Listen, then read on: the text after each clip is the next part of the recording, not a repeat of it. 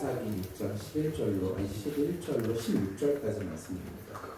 사사기 6장 11절로 16절까지 말씀입니다. 369면에 있습니다. 구역 성경 369면에 있습니다. 제가 봉독합니다. 여호와의 사자가 아비에셀 사람 요아스에 속한 오브라에 이르러 상수리 나무 아래 앉으니라. 마침 요아스의 아들 기드온이 미디안 사람에게 알리지 아니하려 하여 밀을 포도주 틀에서 타작하더니 여호와의 사자가 기드온에게 나타나 이르되 큰 용사여 여호와께서 너와 함께 계시도다 하며 기드온이 그에게 대답하되 오 나의 주여 여호와께서 우리와 함께 계시면 어찌하여 이 모든 일이 우리에게 일어났나이까. 또 우리 조상들이 일찍이 우리에게 이르기를 여호와께서 우리를 애굽에서 올라오게 하신 것이 아니냐 한 그 모든 이적이 어디 있나이까. 이제 여호와께서 우리를 버리사 미디안의 손에 우리를 넘겨주셨나이다 하니 여호와께서 그를 향하여 이르시되 너는 가서 이 너의 힘으로 이스라엘을 미디안의 손에서 구원하라. 내가 너를 보낸 것이 아니냐 하시니라. 그러나 기드온이 그에게 대답하되 오 주여 내가 무엇으로 이스라엘을 구원하리이까. 보소서 나의 집은 므낫세 중에 극히 약하고 나는 내 아버지 집에서 가장 작은 자니이다 하니 여호와께서 그에게 이르시되 내가 반드시 너와 함께하리니 내가 미디안 사람 치기를 한 사람을 치듯 하리라 하시니라. 아멘. 자리하도록 하겠습니다. 여러분 하나님의 은혜를 경험하며 살아가는 것이 은혜입니다. 하나님의 은혜가 우리에게 늘 있음을 경험하며 살아가는 것이 은혜죠. 그러나 그렇다고 해서 우리가 늘 그 은혜 안에서 그 은혜를 누리면서 살아가는 것은 아닌 것 같아요. 때로는 하나님께서 함께 하시는가 의구심이 드는 것이 우리의 인생이죠. 그래서 바울도요 자기 자신을 이렇게 소개합니다. 로마서 7장 24절에 보니까 오라 나는 공고한 사람이로다. 이 사망의 몸에서 누가 나를 건져내랴. 영과 육이 다투며 살아가는 우리의 인생이 그것이 바로 우리이며 선줄로 생각했는데 여전히 넘어지는 인생이 우리다라는 걸 아니겠습니까? 누가 감히 주 앞에 바로 섰다고 말할 수 있겠으며 또 누가 능히 우리도 넘어지지 않겠습니다라고 말할 수 있겠냐라는 거예요. 그런데 누가 우리를 구원하시죠? 우리가 사망의 몸에서 누가 우리를 건져내십니까? 우리 주 예수 그리스도로 말미암아 우리를 하나님께서 예수 그리스도를 통해서 우리를 구원하신다는 거예요. 여러분 그러니 우리에게는 가능성이 있는 것입니다. 보세요. 우리는 매일 또 넘어지죠. 근데 넘어질 때마다 하나님은요 그 구원의 은총으로 이 사망의 몸에 있는 우리들을요 또다시 구원하시는 것이죠. 넘어지지만 또다시 구원하시고 넘어지지만 또다시 구원하시고 그래서 우리가 하나님을 늘 찬양하며 살아갈 수 있도록 하신다는 거예요. 이렇듯 우리의 인생은요 오르막길과 내리막길을 매일 이렇게 반복하며 살아가는 것 같아요. 오늘 등장하는 기드온도 그러합니다.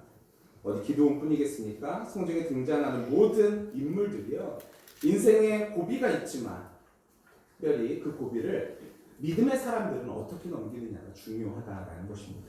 저는 오늘 기드온의 모습을 통해서 우리가 하나님의 마음을 좀 알고 하나님께서 원하시는 대로 우리 인생이 그렇게 사라지게 되기를 예수님의 이름으로 간절히 축원합니다. 기드온이 처음 여호와의 사자를 만나 그에게 꺼낸 이야기 그것이 무엇입니까? 오늘 13절 말씀인데요. 앞에를 보시고 같이 한번 읽어보겠습니다. 시작. 기드온이 그에게 대답하되 오 나의 주여 여호와께서 우리와 함께 하시면 어찌하여 이 모든 일이 우리에게 일어났나이까. 기드온이 물어보는 거예요. 하나님 진짜 하나님께서 함께 계시면 우리에게 왜 이런 어려움이 있죠? 여러분 이것은 삶에 대한 질문 아니겠습니까? 우리도 이런 질문하죠.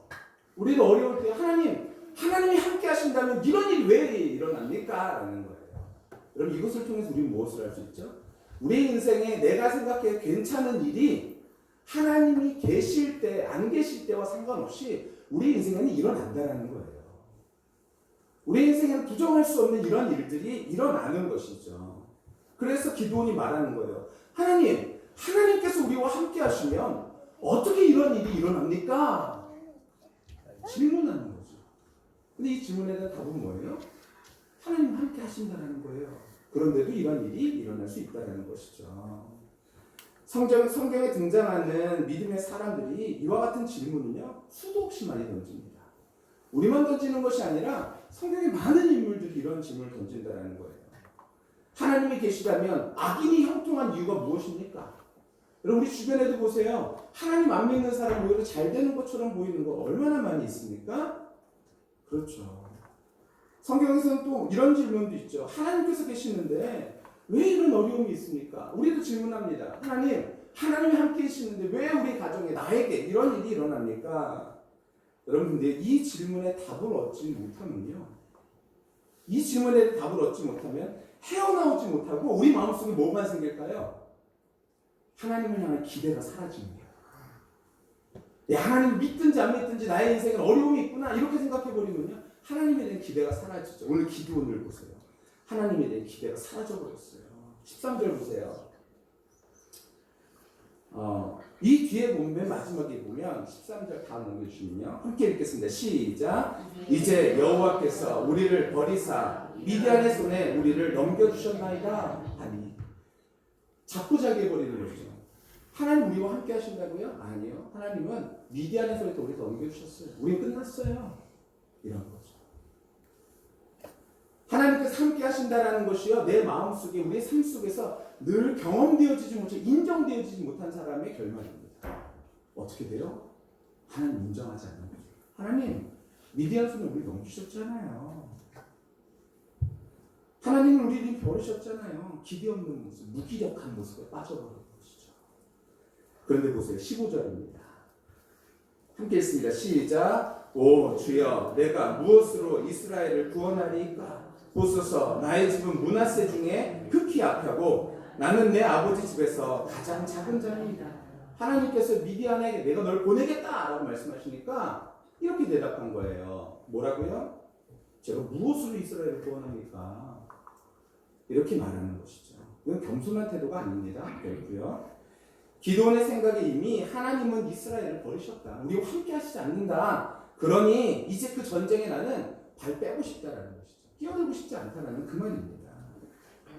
근데 그때에 하나님께서 이 대화 중에 기도원을 뭐라고 부르실까요? 그럼 만약에 우리라면요, 기도원을 뭐라고 만약에 다른 사람이 이런 상황이에요. 그럼 뭐라고 부르고 싶으세요? 겁쟁이야 이렇게 부르고 싶지 않으세요? 근데 하나님은요, 기도원을 뭐라고 부르시면 이렇게 부르세요. 12절입니다. 넘겨주시면요. 함께 읽습니다. 시작. 여호와의 사자가 기도원에게 나타나 이르되 큰 용사여, 큰 용사여 이렇게 부른다는 거예요. 기도원이요, 하나님에 대한 기대도 없어요. 믿음도 없어요. 그런데도 불구하고 하나님은요, 기도원을 뭐라고 부르셨다고요? 큰 용사여 이렇게 부르셨어요. 이야기의 흐름을 보면 앞뒤가 안 맞는 이야기 아니겠습니까? 기도원은 괜찮은 용사의 모습 어디서도 볼 수 없어요. 하나님에 대한 기대 없고 그냥 그렇게 사는 것이 익숙한 사람이에요. 그러니까 어디서 지금 미를 타작했다 그러죠? 포도주 틀에서 넘겨주시면요. 넘겨주세요. 이게 당시의 포도주 틀이라고 얘기합니다. 그러니까 보시면요. 여기에서 이제 포도를 이제 밟아가지고 여기에서 이제 모으는 거죠. 저 밑에서요. 자, 근데 밀은 어디서 타작해야 되죠? 밀은요. 그럼 밀 타작해 보신 분 다 아시죠? 바람이 안 부는 곳에서 해야 됩니까? 바람 부는 곳에서 해야 됩니까? 당연히 부는 곳에서 해야 되죠. 왜요? 이게 바람이 불어야지만 밀표가 날아가 버리고 밀만 남잖아요. 근데 오늘 보니까요, 숨어서 여기서 하는 거예요. 기도원이 밀을 타자고. 왜요? 성경은 분명히 기록하고 있어요. 들키지 않으려고. 미디안 사람들이 이런 거 보기만 하면 와가지고 다 뺏어가니까 들키지 않으려고 여기서 타작하는 것입니다. 그런데 이 기도원을 향하여서 하나님이 뭐라고 말씀하셨다고요? 이 겁쟁이야 이게 아니라 큰 용사여 이렇게 얘기하고 있다. 밀을 포도주 틀에서 타작한다라는 것은 바보 같은 짓이죠. 기도원이 그와 같이 하고 있는 거예요. 겁쟁이라서, 쫄보라서, 하나님을 향한 기대가 없어서 이러고 있는 거예요. 성경은 분명히 말하고 있어요. 미디안 사람에게 알리지 않으려고 라고 기록하고 있어요. 그러니까 기도원이 두려워서 그런 것이죠. 상처투성이, 그리고 겁쟁이, 이런 기드온이 여러분 나라를 구할 인물로 적절해 보이십니까?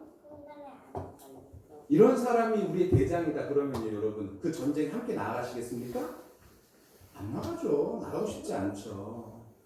근데 하나님이 그 사람을 뭐라고 부르셨다고요? 큰 용사라고 부르셨다. 우리의 육안으로 보면요, 기드온은 어떤 사람이에요? 쫄보죠. 쫄자예요. 겁쟁이. 그런데 영안으로 보면요, 어떻게 보인다라는 거예요? 큰 용사가 볼 수 있다는 거예요. 이 말도 안 되는 두 가지의 상극이 누구에게 있다는 거예요? 우리에게 있다는 거죠. 우리는 세상에 나가서 쫄자로 살아가요. 그런데 하나님께서는 우리를 향해서 뭐라고 부르시는 거예요? 큰 용사라고 부르시는 거죠. 하나님께서 우리를 보는 눈이 없어서 그러실까요? 우리의 삶을 몰라서 그러실까요? 아니요. 그런데도 불구하고 하나님께서 우리를 큰 용사라 부르시는 이유는 무엇일까요? 그것은 육의 눈으로 보는 것이 아니라 영의 눈으로 우리를 바라보시기 때문에 우리 자신을 한번 바라보세요. 우리 자신을 바라볼 때 육안으로 보면 어떻습니까? 야, 내가 뭘 할 수 있겠어? 이런 생각도 들 수 있죠. 육안으로 보면 그러합니다. 그러나 영안으로 보면, 하나님의 시선으로 보면 하나님께서는 우리를 큰 용사라 부르신다는 거예요. 뭐예요? 기준이 바뀌는 거죠. 어떻게 보느냐에 따른 기준이 바뀌는 것이죠. 그의 인생이 굉장해서 큰 용사라고 말하는 것도 아니고, 영의 눈으로 볼 때 육안으로 보이지 않는 것이 보이기에 큰 용사라고 부르는 것이죠. 이것은 영적인 상태를 표현합니다.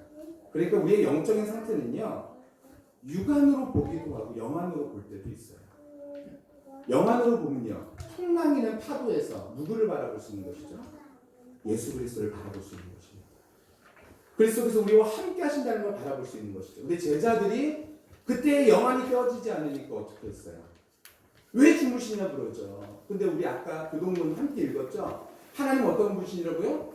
졸지도 아니하시고 주무시지도 아니하시는 분이다라는 거예요. 우리는 그렇게 알고는 있어요. 하지만 우리의 삶 속에서 문제가 생기면요, 하나님 어디 계시냐? 왜 하나님 졸고 계시죠? 이런 생각을 한다는 거예요. 왜 그래요? 우리 영안이 닫혔기 때문에 그런 것이죠. 육으로 보면요, 큰 풍랑밖에 안 보이는 것이죠. 하지만 영으로 보면 하나님을 볼 수 있는 것입니다. 그 상황을 한번 상상해 보세요. 포도주 틀에서 타작을 하고 있는 기도는 아까 여기에서 요 밑에 들어가가지고 바람도 불지 않는 이곳에서 이 겨가 온몸에 들어가는 이러한 상황에서 타작을 하고 있는 그런 기도를 상상해 보세요.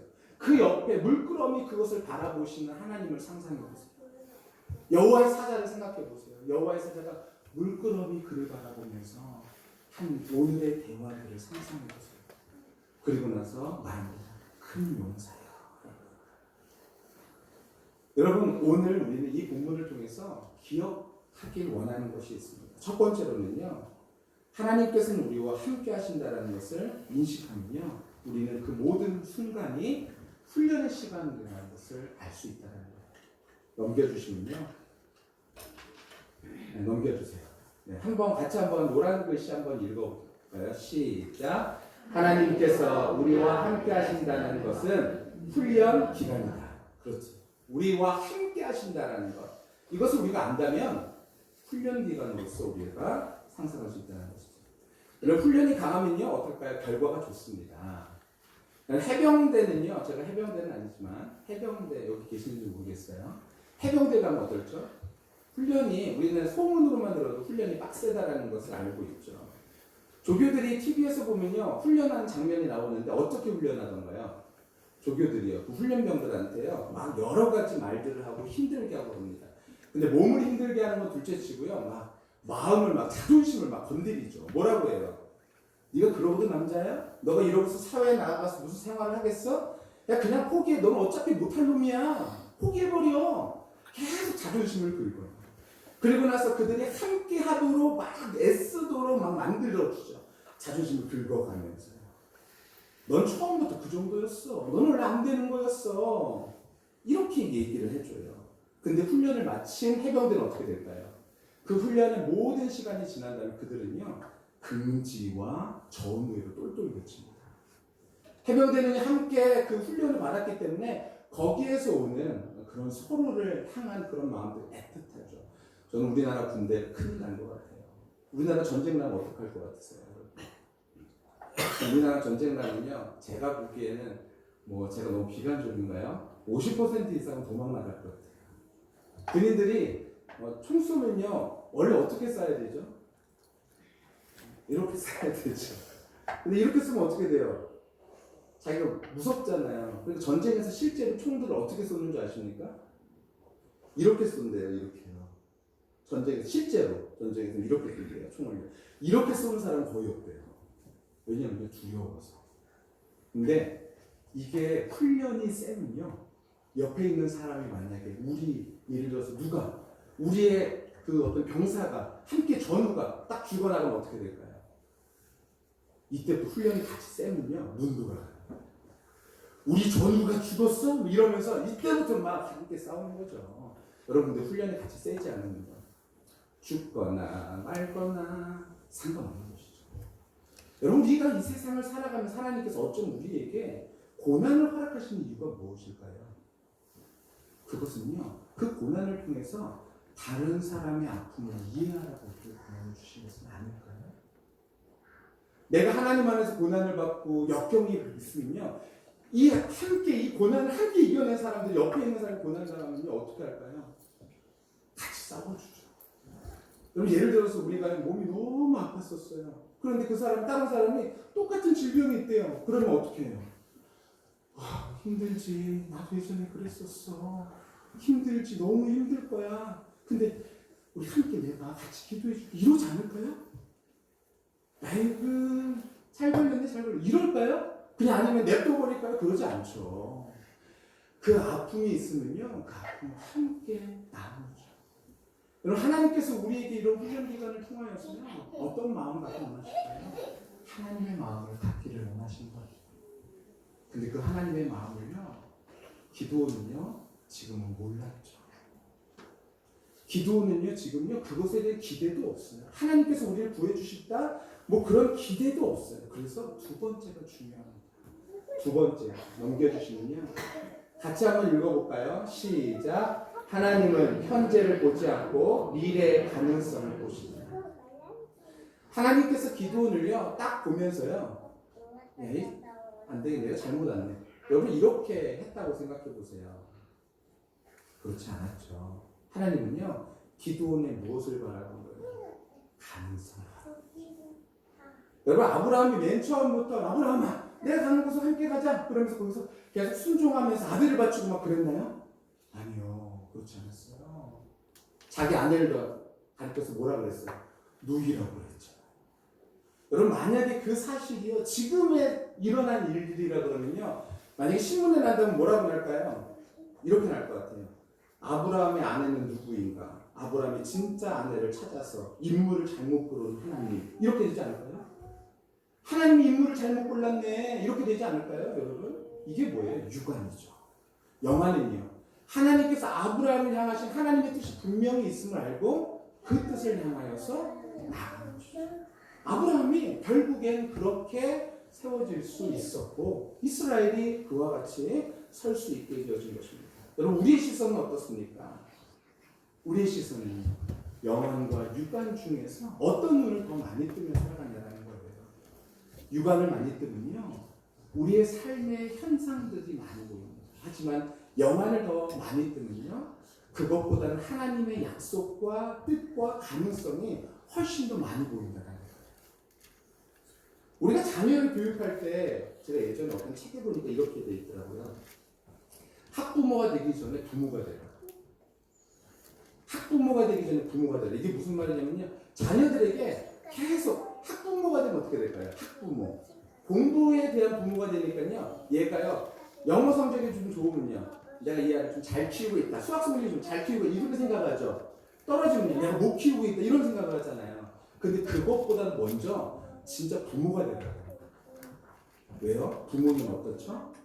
가능성을 본다는 거예요. 여러분, 하나님께서 우리에게 보기를 원하시는 것은요, 가능성이에요. 이것을 보기를 원하신다는 것입니다. 사랑하는 성도 여러분, 우리에게 그러니까 누가 필요해요? 우리도 여호와의 사자가 필요한 것입니다. 오늘 우리에게 찾아오셔서 큰 용사라고 말씀해 주신 하나님의 음성이 우리에게 필요한 것입니다. 근데 오늘 하나님께서 이 말씀을 통해서 우리에게 말씀하십니다. 큰 용사요. 우리의 잠재력, 우리의 가능성, 우리가 당장 보기에는 아무것도 아닌 것 같지만 하나님께서는 그 가능성을 보시는 것이죠.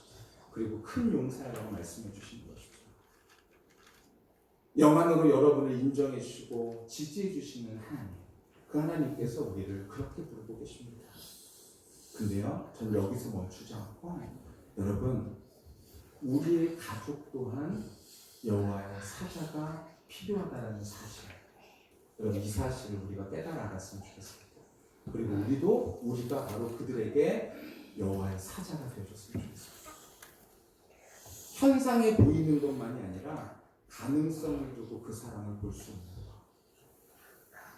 여러분의 가족이 세상에서 지치고 피곤하고 온갖 평가에 힘들어 빠져 있을 때 우리는 육의 눈으로 평가해 주는 것이 아니라 영의 눈으로 지지해 주고 영의 눈으로 바라봐 주는 거죠. 이런 말이 있어요.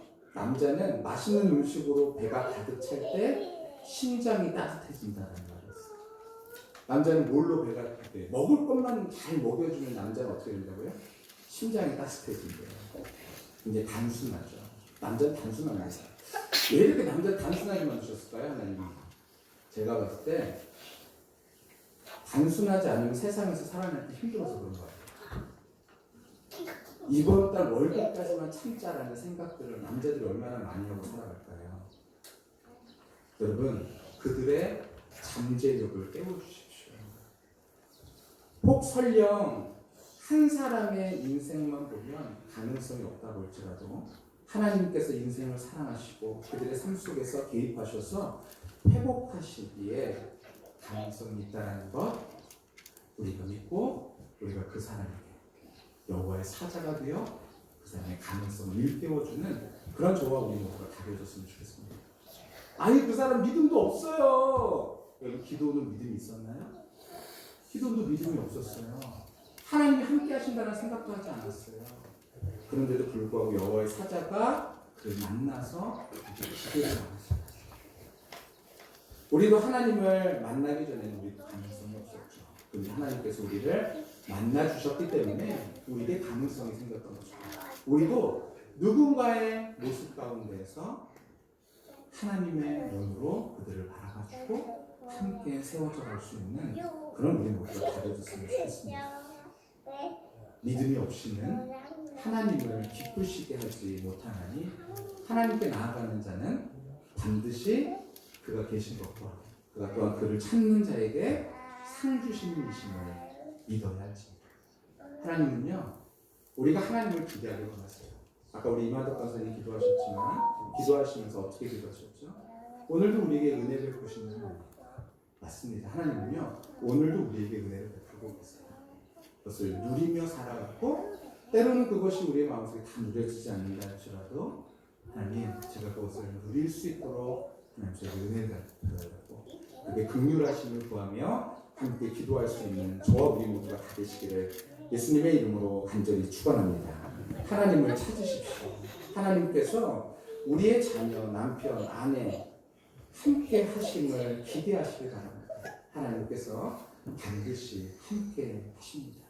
그 하나님께서 우리와 함께 하심을 믿고 우리 가운데에서 이러한 기대와 기쁨이 넘쳐나게 되시기를 예수님의 이름으로 간절히 축원합니다.